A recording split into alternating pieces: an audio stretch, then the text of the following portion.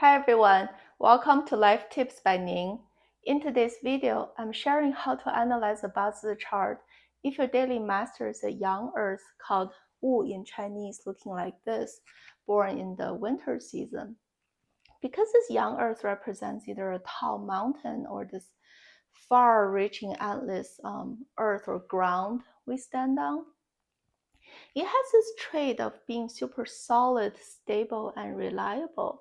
And the point of its existence is about absorbing all kinds of environmental elements, turning into nutrients in the earth in order to produce plants, trees, or grains to feed us.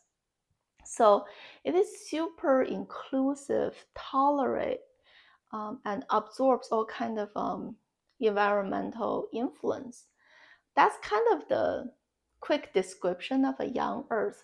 So for analyzing Bazi, it's like we know the point of existence and the strengths of this focal point, and how would the remaining 7 letters work together so that it can provide an optimal environment for it to shine and showcase its strength. And we know that the ground, in order to produce life-bearing harvest or pretty flowers, it really requires a balancing environment. What I mean by that is you need the sunshine to warm the environment, and you also need the rainfall to moist the earth. So it's a balancing of hot and cold, and it cannot be too wet or too dry. Otherwise, it's just not able to do its job. And we know this position number 6 is the most influential position in the Bazi chart. So November, December, January, it already gives you a kind of a clue for your puzzle. Because of the birth months, it's already quite cold and wet. So the earth doesn't need more moisture or metal type of element in your chart, because you'll make it even more lopsided and too wet and cold. That's why the number 1 favorable element for winter-born young earth people would be fire, especially young fire, because young fire does this balancing act of warming up the environment with sunshine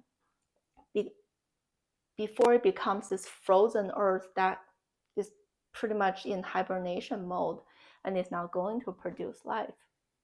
That's why for all of those 3 winter months, the number 1 favorable element is a strong and useful young fire in your chart.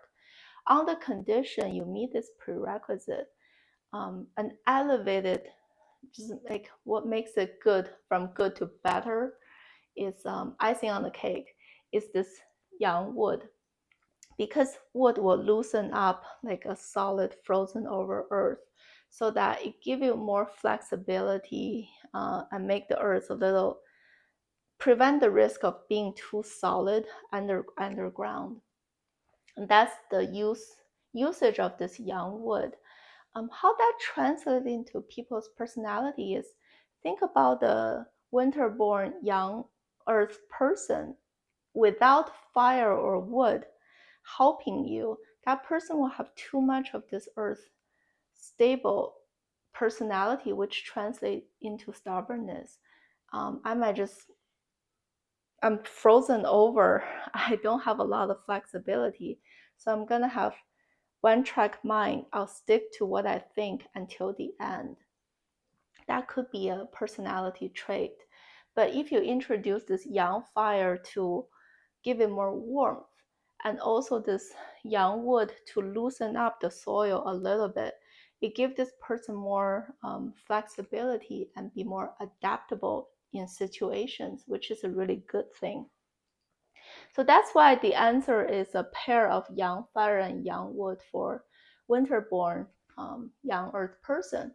And if your chart has those 2 elements showing up in the remaining 6 positions, that gives you a very good starting point, because you won't be more reliant on this annual or 10-year trend to introduce those favorable elements to keep your Bazi in balance, and also give this a very good supporting system to show off its strength. But before I let you go, I will also want to take this opportunity to revisit what we've talked about before in terms of there are 10 heavenly stems, which translates into like this position number 3, right? All peoples in the world will have one of those 10 heavenly stems as their daily master. And each of them have natural likes and dislikes. For example, when we talk about yang wood, there's like a 3 pair.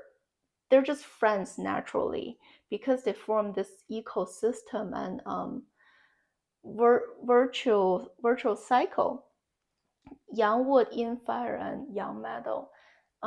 Because yang wood is the best material to keep this yin fire sustainably grow and feeding into it.